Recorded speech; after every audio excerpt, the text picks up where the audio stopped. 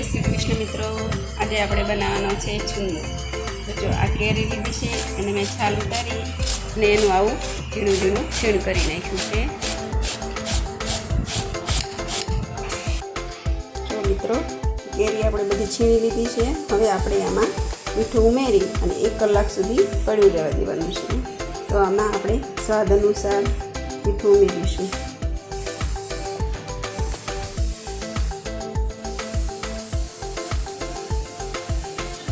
બધું મિક્સ કરી લેવાનું છે।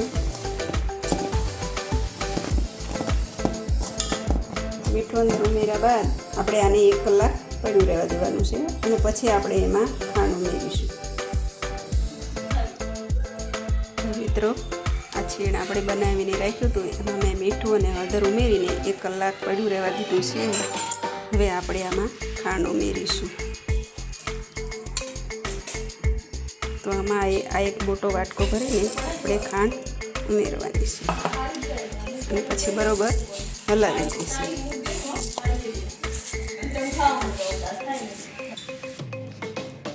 મિત્રો, આપણે ખાંડ બરાબર નાખી અને હલાવી લીધું છે। હવે આપણે આને સવારે તડકામાં મૂકીશું। સવારે તડકામાં મૂકી અને સાંજે લઈ લેવાનું। પછી પાછા બીજા દિવસે એમ કરીને 4-5 દિવસ આમાં ચાસણી થઈ જાય ત્યાં સુધી આપણે એને તડકે મૂકવાનો છે। તો મિત્રો, આપણે ખાંડ બરાબર ઓગળી ગઈ છે। હવે આપણે આને ઉપર એક કપડું ઢાંકી અને પછી તડકામાં મૂકી દઈશું। 4 થી 5 દિવસ સુધી આને આપણે તડકામાં રાખશું। પછી એની ચાસણી થઈ જાય પછી આપણે એમાં બધો મસાલો કરીશું। પછી આપણો છુંદો તૈયાર થશે। તો ચાલો આપણે આને તડકામાં મૂકી દઈએ।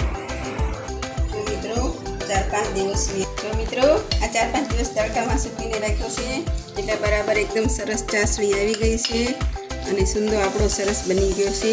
હવે આપણે આમાં મસાલા નાખીશું। એમાં મેં જો તજના ટુકડા, લવિંગ, મરી લીધા છે એને આપણે છુંદામાં ઉમેરીશું। તેનો ટેસ્ટ ખૂબ જ સરસ આવે છે છુંદામાં। આને આપણે અંદર ઉમેરી અને પછી 1 દિવસ પાછો તડકામાં મૂકવાનો છે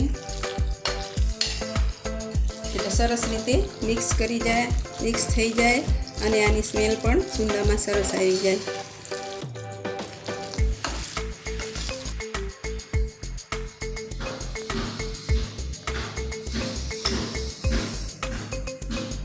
મિત્રો, છુંદો